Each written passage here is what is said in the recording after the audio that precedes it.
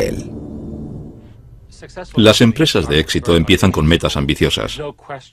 Y no cabe duda de que la meta de Google de organizar toda la información del mundo de manera útil era ambiciosa. Y comenzamos con Internet. Pero nuestra visión va más allá de Internet. Nosotros lo vemos abarcando toda nuestra comunicación, la forma de pensar, porque hay mucha información. Google puede haber comenzado como un simple motor de búsqueda, pero hoy día con aplicaciones como Android, Chrome, Wave, Picasa, Google Apps, YouTube, Google Ocean y ahora su propio teléfono móvil, se ha convertido en el corazón de Internet. Este tsunami tecnológico se vierte casi cada día desde los equipos de desarrollo de todo el mundo.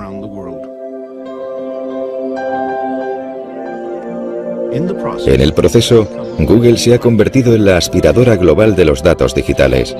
Se calcula que maneja 20 petabytes de datos al día, el equivalente a 130.000 millones de fotos o 5.000 millones de canciones en un iPod. También gestiona más de 1.000 millones de búsquedas al día, y esas búsquedas dejan una huella digital de cada persona que visita el sitio. Una de las cosas interesantes de las búsquedas en Google es que realmente es una base de datos de intenciones. Es una increíble colección de lo que estás pensando en cada momento, basándose en lo que estás buscando, en lo que estás escribiendo en los emails. Y cualquier institución con acceso a este tipo de información puede tener poder sobre ti o tener un efecto negativo potencial sobre ti. ¿Sabes lo que puede ser esto? ¿Sabe alguien lo que es esto? Los fundadores de Google, Sergey Brin y Larry Page. En todo el mundo la gente entra en Google. Vale, bien. No me había dado cuenta de lo que era cuando lo he visto. Pero esto es lo que me ha ayudado. Esto es lo que gestionamos en la oficina, que va a tiempo real. Y cada uno de esos puntos son entre 20 y 30 búsquedas. Su meta definitiva es convertir a Google en una entidad omnisciente. Esta sesión es sobre el futuro. Así que voy a hablar un poco sobre el tema. Y para cumplir con la misión de crear el motor de búsqueda perfecto, hay que ser inteligente. De hecho, ese motor de búsqueda será inteligencia artificial. Eso es en lo que estamos trabajando. Es algo irónico que usen una imagen del ordenador rebelde HAL de la película 2001 Una Odisea en el espacio para promocionar un mensaje tan benevolente. En parte queremos hacer del mundo un lugar mejor. If I ruled the world, every day would be the first day of spring. En solo 10 años, Google se ha convertido en una de las mayores y más atípicas empresas de Silicon Valley. En ese tiempo ha cultivado la imagen de ser una presencia masiva pero benigna, si bien esa percepción pública está cambiando. Cuando Google comenzó a escanear y digitalizar millones de libros, diversos autores y editores, en lugar de alegrarse, iniciaron una serie de demandas por la violación de derechos de autor. Poco después de que se lanzara Google Noticias, Google se convirtió en el objetivo de una condena por parte de los medios impresos, que lo acusaron de eliminar sus ingresos publicitarios y de ser responsable del desplome de los ingresos editoriales. O con la página YouTube, propiedad de Google, la industria de la música y la televisión vio un competidor muy peligroso que minaba sus métodos tradicionales para hacer dinero. Y cuando Google comenzó a fotografiar las calles, los defensores de la privacidad pusieron el grito en el cielo. Sea cual sea la forma en que se expanda Google, siempre parece estar acompañado de caos y descontento. Y cuando la polémica surge, Google recurre al lema corporativo nacido de la aversión de uno de los primeros empleados de Google a la jerga corporativa. Yo venía de Intel y tenía la idea metida en la cabeza de que no quería trabajar en empresas grandes. Me interesaba algo un poco más provocativo, algo más interesante, algo que causara controversia. Y allí sentado en la reunión estaba intentando pensar en algo interesante y lo que me vino a la cabeza fue simplemente no seas malvado. Cuando llegué pensé que era una broma. Pensé que era una historia de marketing interno de la empresa.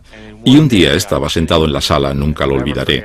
Estábamos hablando de publicidad y uno de los ingenieros, Ron, dio un puñetazo en la mesa y dijo, eso es ser malvado. Y de repente se hizo el silencio. Era como si todo el mundo hubiera saltado por la mesa y se hubiera escondido debajo. Y de repente centró la conversación en si este cambio en concreto era positivo o negativo para los clientes. Y acabamos no implantándolo por esa razón. No es un mal lema, pero está mal planteado, porque es cada vez más difícil decir que uno no es malvado al pensar en el alcance de distintas actividades en las que participan los proveedores de servicios. Ya no se trata solo de búsquedas. El motor de búsquedas Google nació en ese centro de innovación tecnológica que es el Departamento de Informática de la Universidad de Stanford.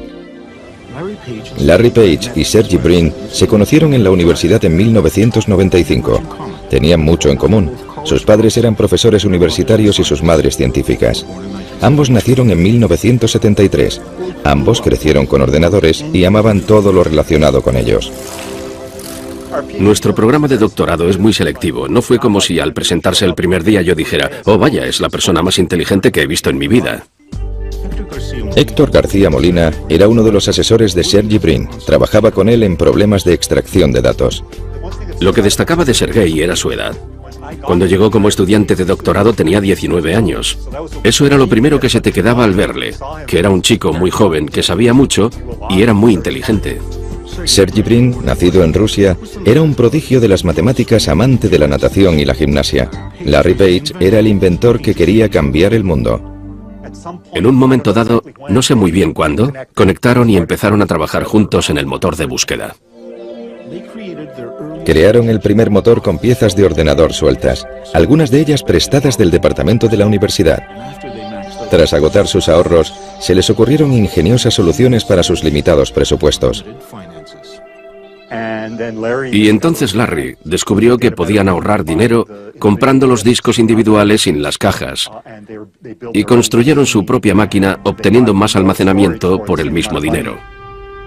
Con una estructura hecha con bloques de juguete y la salsa de su algoritmo secreto, al que llamaron Backrap, elaboraron un revolucionario motor de búsqueda. Se veía enseguida que el orden de las páginas era mucho mejor que el que estaba ofreciendo Altavista.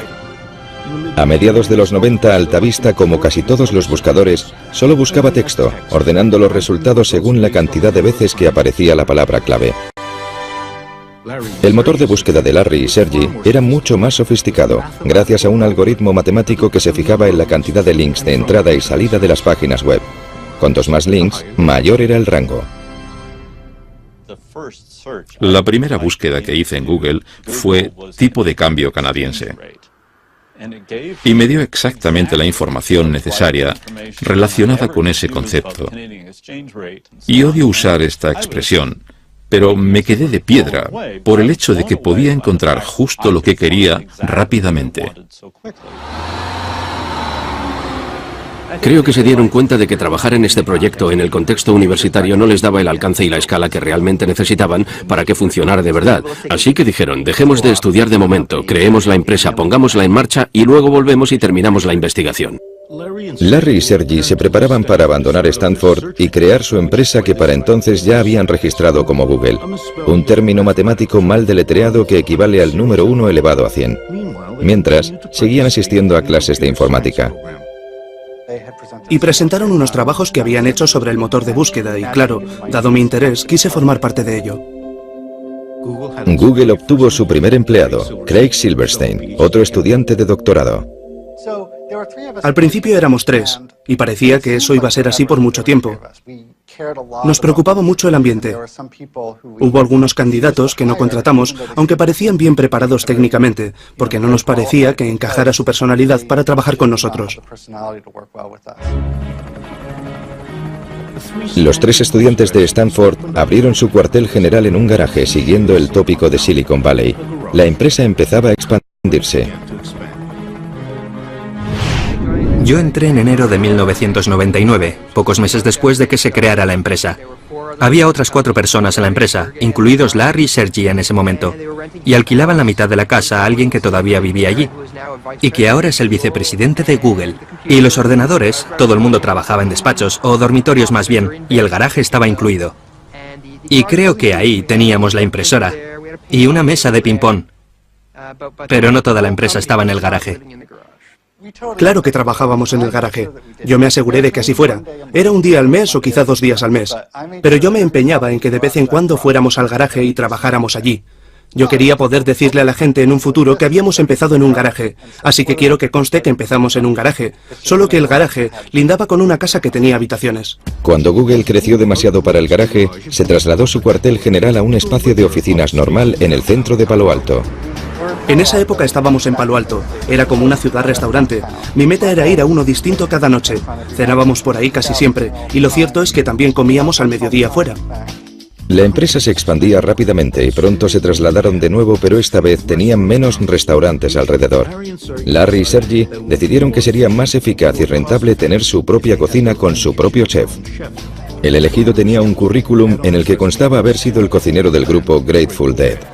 Al principio me ofrecieron acciones. Yo estaba muy reacio. Hablé con mi padre del tema. Oye, papá, hay unos tipos que quieren que les dé dinero por acciones. Una empresa privada. Y me dijo, es un timo, no les creas. No les des ni un céntimo.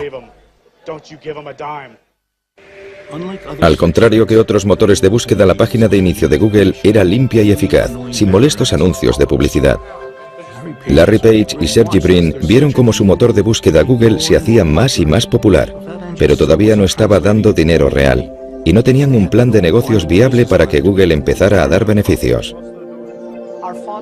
Nuestros fundadores decidieron que íbamos a aguantar todo lo posible sin meter publicidad, pero creo que la idea brillante llegó cuando pensaron, ¿por qué no tenemos anuncios que sean simplemente texto y que no tengan imágenes móviles ni nada que distraiga? Basándose en la búsqueda, Google proporcionaría anuncios sencillos para que la gente hiciera clic sobre ellos. En octubre de 2000, Google se embarcó en un nuevo negocio, la publicidad online. Casi inmediatamente, el dinero de la publicidad comenzó a entrar a raudales, y la presión creció sobre Larry y Sergey por parte de sus inversores capitalistas. Querían un presidente experimentado que dirigiera la empresa. Larry y Sergey escogieron a un experimentado veterano del mundo tecnológico, Eric Schmidt. Había dirigido con éxito a la marca de software Novell y antes de eso había estado en Sun Microsystems. Pero quizá lo más importante para los fundadores era que compartía el perfil de ingeniero informático comprometido con una ambición empresarial.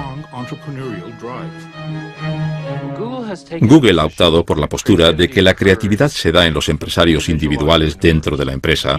A menudo tienen una idea, pero no tienen tiempo para desarrollarla. Así que inventamos un concepto llamado 20% de tiempo.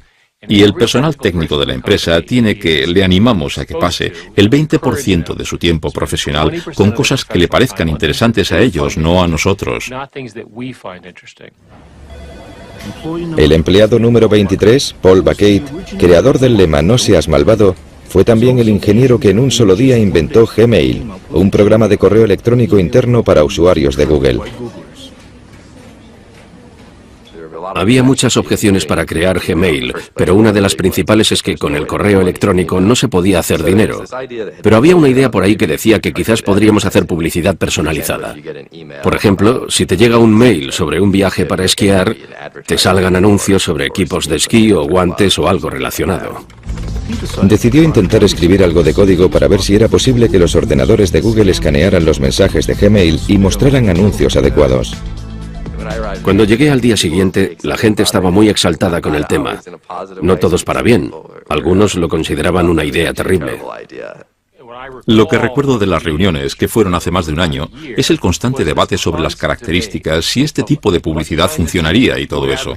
Al final decidimos intentarlo. Y de hecho, cuando lanzamos Gmail el 1 de abril, fue considerado en gran parte como una broma. La introducción de los anuncios personalizados de Gmail en 2004 demostraron no ser un añadido más a la creciente línea de negocios de Google. Google se había convertido en una máquina de hacer dinero con la publicidad. Cuando hablamos de publicidad, la oferta pública inicial de Google ha recibido más publicidad que cualquier otra en la historia. Cuando Google se preparaba para su oferta pública inicial de acciones, tuvo que revelar un secreto bien guardado, que tenía unos ingresos y beneficios muy considerables. Aquello cogió por sorpresa a los expertos en inversión y convirtió las acciones de Google en un bien muy preciado. Así, el 19 de agosto de 2004, el primer día de las acciones de Google en el mercado, se crearon cientos de millonarios. Aquellos primeros inversores y primeros empleados de Google habían dado con el lingote de oro. Para la gente que se mete en una empresa por el dinero, la OPA es muy importante. Cualquier estrategia de salida, que te compre otra persona, tener una oferta pública, lo que sea, es algo importante y hace que te replantees la vida porque has cumplido tu sueño. Me va bien. Estoy tranquilo. Soy lo que mucha gente consideraría rico. Me considero rico. Larry y Sergey estaban más allá de la riqueza. En apenas 6 años se convirtieron en multimillonarios. Su empresa, Google, se había convertido en uno de los mayores motores de búsqueda del mundo. Incluso había entrado en diccionarios como verbo. Google como herramienta tecnológica se había convertido en parte de la cultura popular. Y la percepción de los jóvenes de que la empresa era una mezcla de residencia universitaria con un paraíso friki hacía que recibieran más de 1 millón de solicitudes de trabajo al año. Vienes a Google y por primera vez te da la sensación real de que la gente sabe lo que hace y que saben más que yo. ¿Qué se siente al ser uno de los pocos elegidos para ser parte de Google?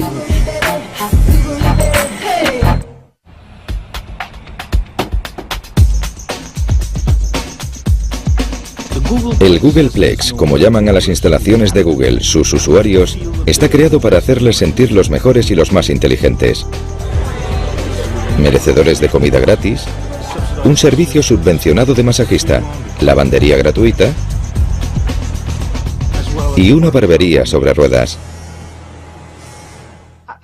Creo que una de las mejores cosas de Larry y Sergey es que fueron muy inteligentes y muy brillantes, pero creo que de lo mejor que han hecho es asegurarse de estar rodeados de la gente más inteligente y brillante que pudieran encontrar.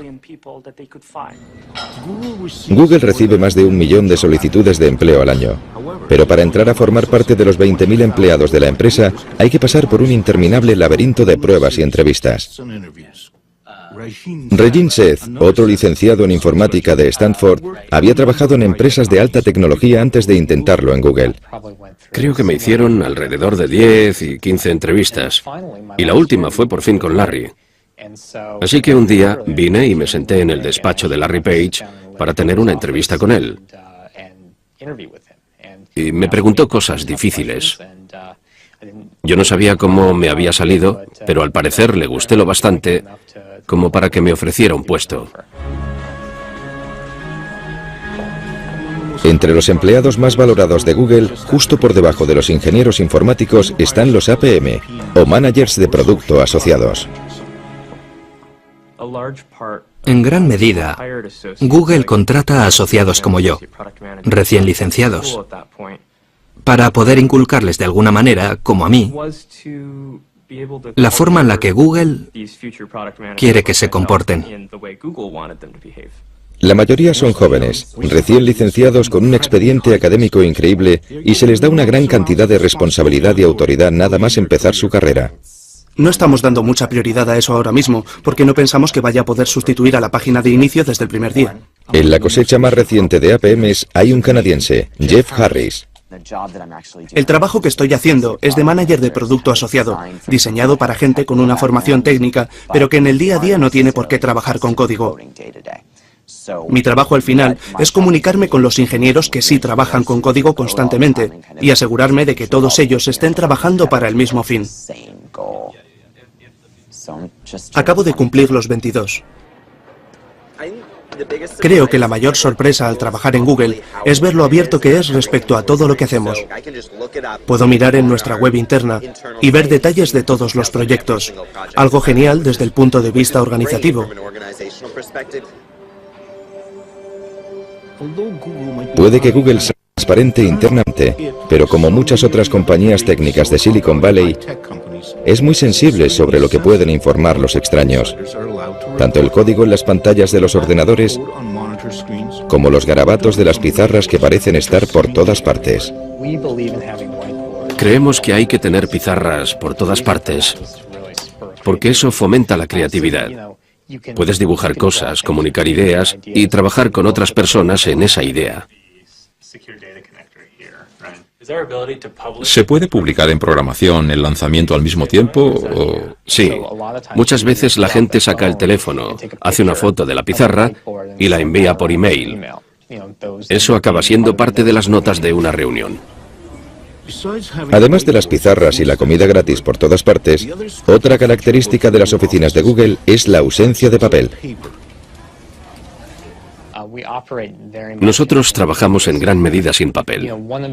Una de las cosas que hacemos aquí es dar portátiles a los empleados para que se los lleven a las reuniones.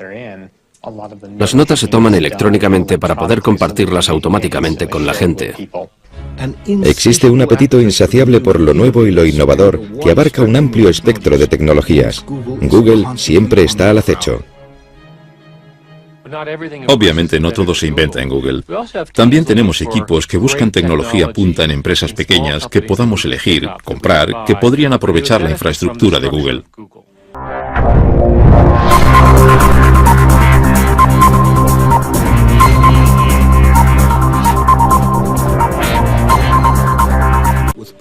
Con dinero y acciones de sobra, Google puede adquirir las empresas que más le interesen. Así fue como YouTube se convirtió en un producto de Google, así como Google Earth y Picasa, además de un procesador de textos llamado Writely. Writely era un procesador de textos online.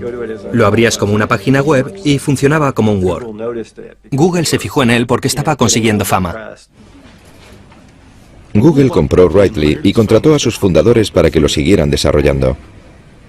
Mi experiencia ha sido como la de un niño haciendo barquitos de papel en un arroyo, algo muy divertido. Y de repente aparece un señor y le dice al niño, esto está muy bien.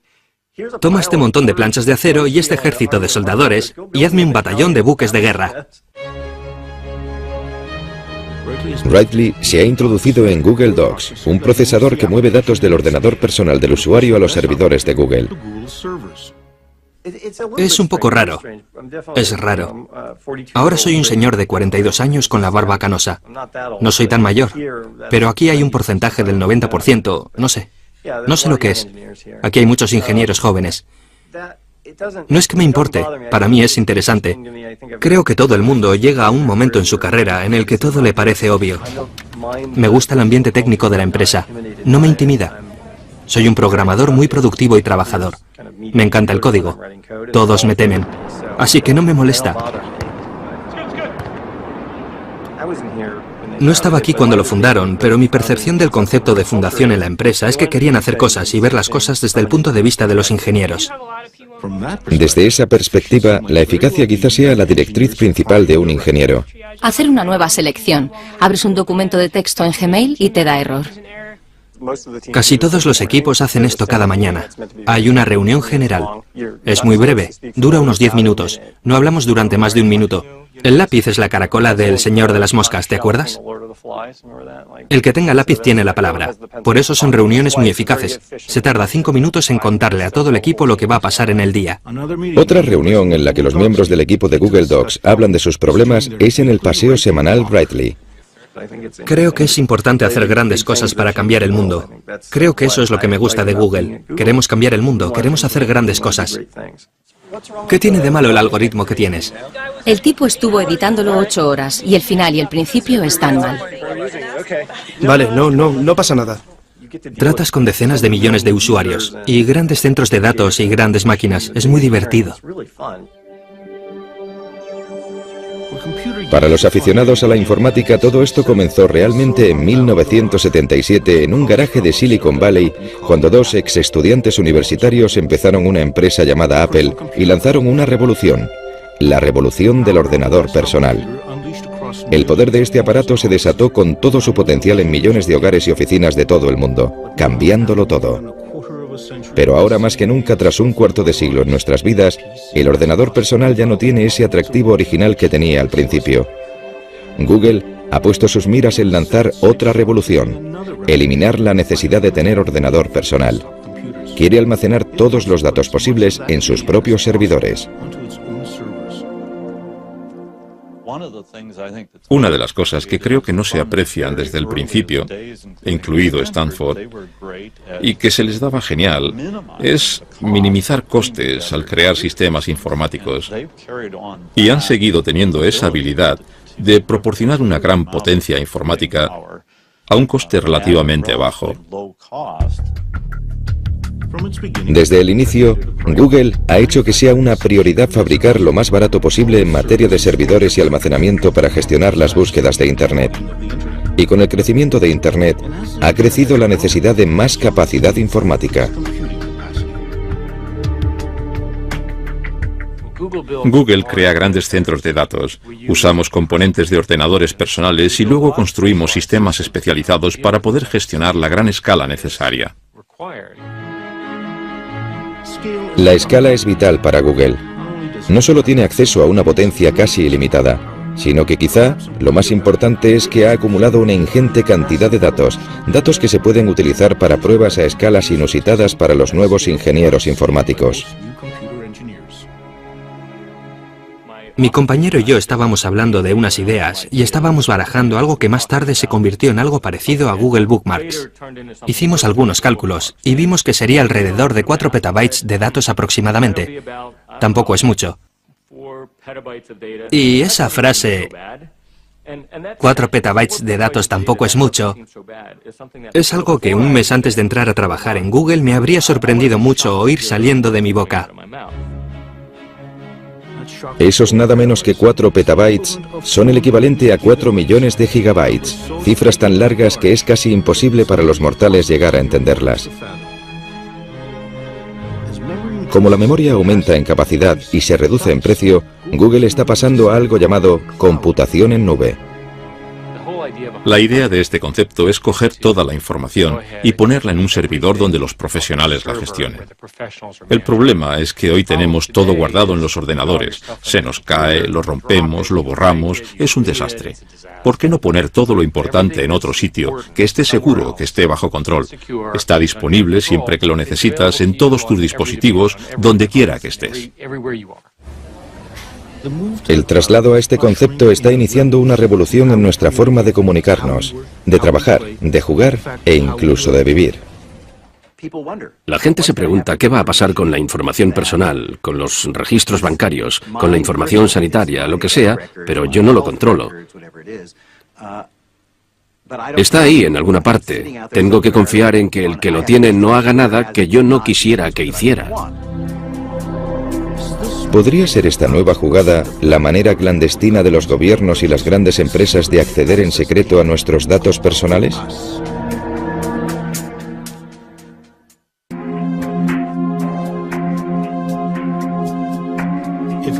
Si todos los datos digitales de todas las personas se almacenan en nubes, ¿dónde están estas nubes?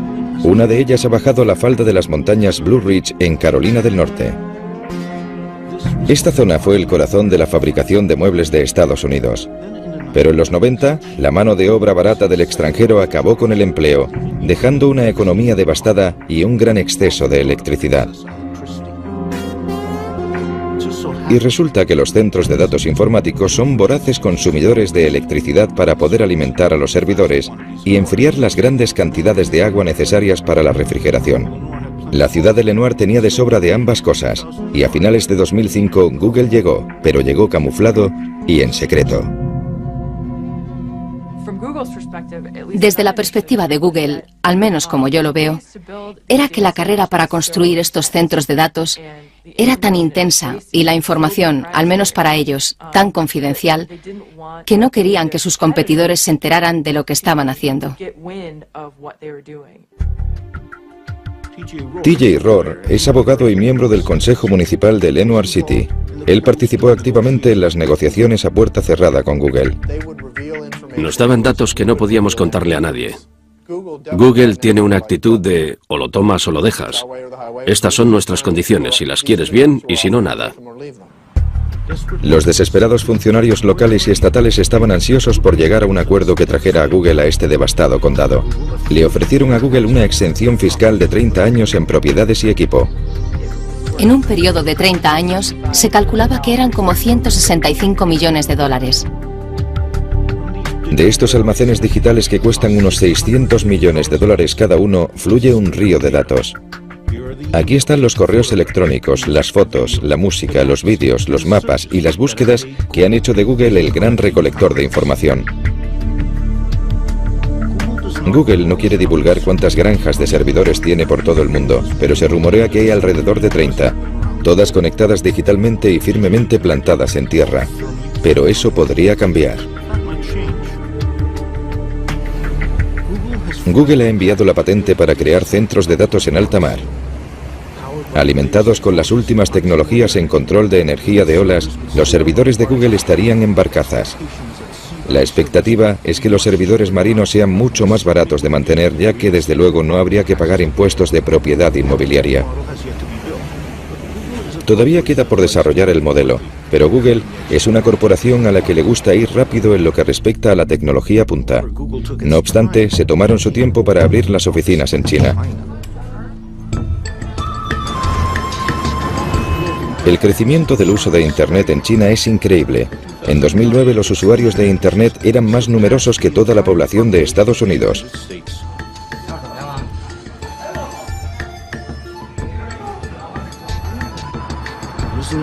Es un mercado al alza muy complicado en gran medida por la censura gubernamental. Tardamos en entrar en China. Tardamos porque nos preocupaban sus leyes de protección de contenido.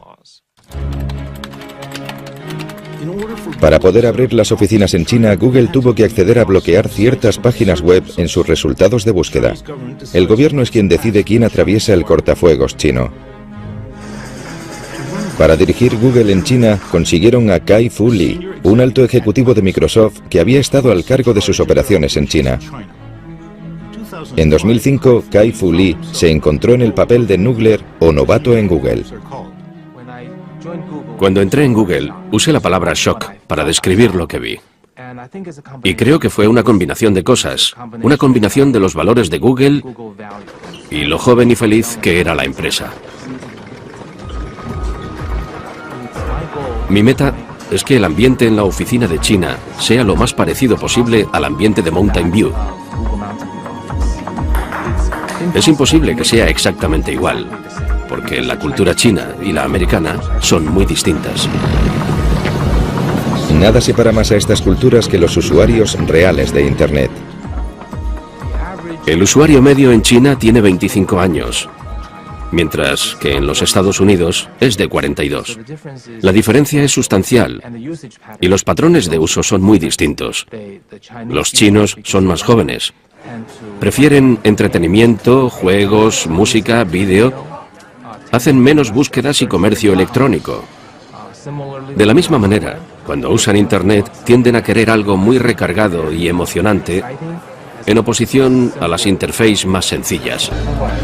Los cibercafés están repletos de jóvenes y muchos de ellos están aquí porque en casa les prohibirían jugar a estos juegos y ver estas películas. Lo que no parece estar prohibido ni aquí ni en casa es descargar música ilegalmente.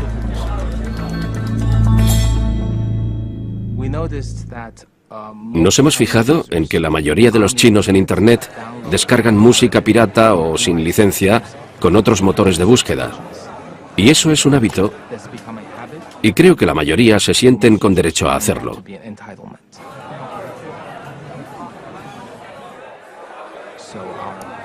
Nuestros esfuerzos por crear un pago por descarga o un servicio de suscripción acabaron con una conclusión clara: no íbamos a conseguirlo.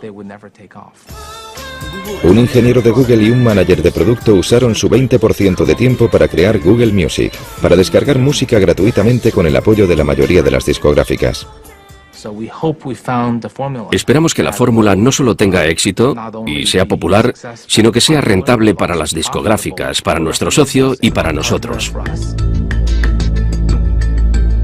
Mientras el gobierno chino parece tolerar la piratería musical, muestra menos paciencia con Google, acusando recientemente al buscador de difundir pornografía. Google está registrado en China, así que hemos de seguir sus leyes. Sean cuales sean. Nuestros empleados son ciudadanos chinos. Ellos tienen que seguir la ley china donde quiera que trabajen. Seguir la ley china implica que las búsquedas en Google desde el interior de China de cosas como Falun Gong, independencia del Tíbet o plaza de Tiananmen daban resultados muy distintos a los que encontraríamos fuera de China.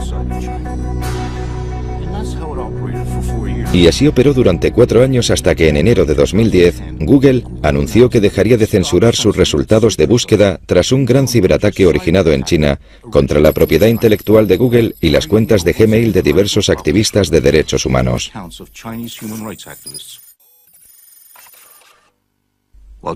China insiste en que su ley ha de obedecerse, pero Google advirtió que si las discusiones con el gobierno chino para operar un buscador sin filtros no daban frutos, la empresa cerraría su sede en China. No obstante, no hubo negociaciones con el gobierno estadounidense cuando poco después de los atentados del 11S en 2001, aprobó una ley por la que se concedía más autoridad de vigilancia, permitiendo un acceso sin precedentes a la presencia digital de la gente. Y estos poderes son muy amplios ahora mismo. Van desde obtener el acceso a los informes crediticios sobre personas hasta acceder a sus datos de comunicación. A más en general, poder enviar una carta a cualquier poseedor de datos y exigirle que revele toda la información sobre determinada persona sin comunicárselo a ella, sin decírselo a nadie. Esa es la idea de la Carta de Seguridad Nacional. En el Centro de Privacidad de Datos Electrónicos en Washington, el director Mark Rottenberg se muestra preocupado por la nueva información digital migrando a granjas de servidores en nube.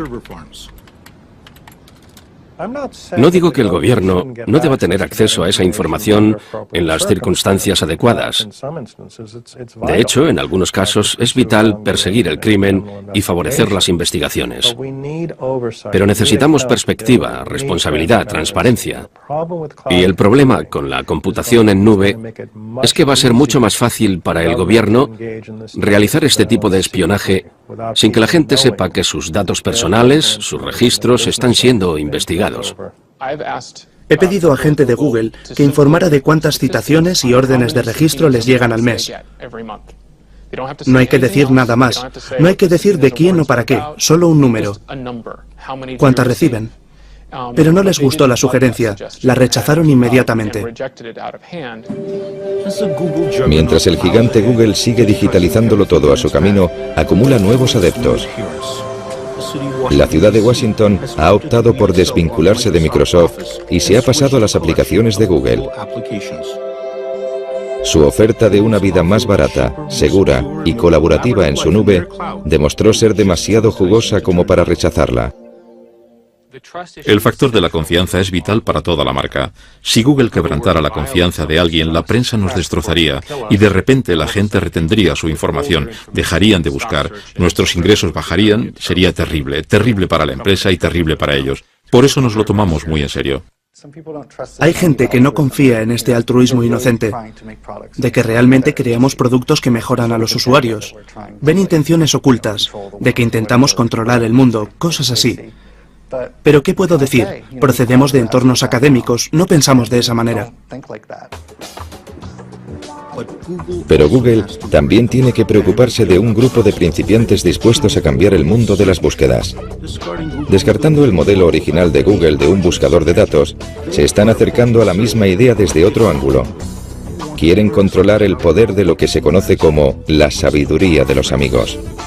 Creo que este es el sitio que va a definir los próximos años lo que Internet y el mundo van a ser. ¿Por qué entonces algunos de los grandes representantes de la búsqueda social son extrabajadores de Google listos a retar a su ex empresa?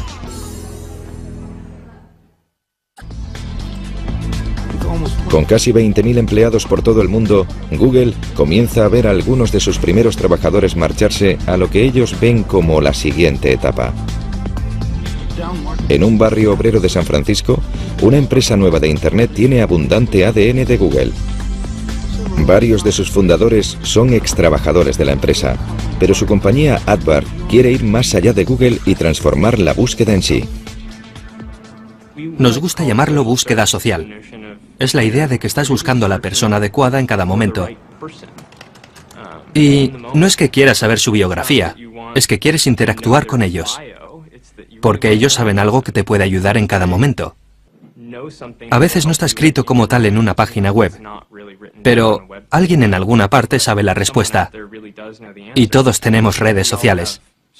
Aardvark es simplemente una herramienta que te permite utilizarlas. No lejos de allí, en un centro industrial en Silicon Valley, hay otra empresa de redes sociales con su propia e impresionante lista de ex-Googles que incluye a Paul Bucket, el hombre que acuñó quizá atinadamente el famoso lema de Google, "No seas malvado". Su pequeña empresa llamada FriendFeed está desarrollando un servicio de redes sociales que comparte y guarda lo que los amigos escuchan, leen y comentan en Internet. Ninguno sabemos lo que va a pasar, pero en muchos aspectos eso es lo divertido de crear una empresa. En una gran empresa puedo predecir fácilmente lo que va a pasar al año que viene, pero al crear una empresa no sabes lo que va a pasar mañana. El año que viene podría ser un gran éxito o un gran fracaso. Google ha estado observando a FriendFeed para una posible adquisición, pero antes de que FriendFeed llegara a su segundo año, fue engullida por una red social llamada Facebook. Se cree que por $50 millones. Facebook, fundada por un exalumno de Harvard en 2004, ha experimentado un crecimiento explosivo y representa un gran reto para Google. Asimismo, atrae a un sorprendente número de ex-Googles. Creo que irme de Google y optar por venir a Facebook demuestra lo convencido que estoy de la importancia de la misión de Facebook. Facebook, junto con Twitter, son las redes sociales más populares del mundo y han comprendido que sus recomendaciones de amistad son una forma de búsqueda que nada tiene que ver con los fríos algoritmos de cálculo de Google. Para la mayoría de la gente fuera de la ingeniería, el mundo consiste en relaciones. Consiste en conectar con otros seres humanos, y en ese sentido Facebook realmente es el siguiente paso en la evolución de lo que realmente importa desde una perspectiva tecnológica. Google entró en las redes sociales con algo llamado Orkut, que si bien fue tremendamente popular en India y Sudamérica, no consiguió atraer a las masas en Europa y Norteamérica. Google no llegó a entrar en el negocio de las redes sociales y creo que en parte es por la personalidad de sus fundadores. Creo que son ingenieros y ya sabes, no es prioridad charlar con sus amigos, sino obtener información del mundo científico, eso es lo que les importa. Creo que en cierto sentido tenían el prejuicio de que esto no era algo interesante, que no era importante. ¿Por qué iba a querer nadie perder el tiempo con eso? Y claro, el mundo ha adoptado Facebook y Twitter y todas esas cosas, y Google tiene los medios técnicos para hacerlo. Sí, podemos poner cosas como Twitter en Gmail, podemos poner Facebook en aplicaciones que tenemos Orkut, pero creo que realmente la empresa no quiere eso. No es la prioridad de la empresa, se trata de la información, de toda la información mundial. Google realmente opina que los datos van a aportarle un gran beneficio a la sociedad. La empresa opina de veras que va a encontrar la manera de hacer que los datos mejoren nuestras vidas, que las haga más fáciles, tomar mejores decisiones. Lo creen de verdad. Por ejemplo, con las tendencias de la gripe, opinan que al hacer seguimientos de búsquedas como tos y otros problemas médicos, van a detectar los brotes de gripe, van a poder mejorar las intervenciones sanitarias y así morirá menos gente. Cuando Google lanzó su OPA, Larry y Sergey escribieron personalmente una carta explicando sus aspiraciones futuras. Google no es una empresa convencional y no pretendemos serlo.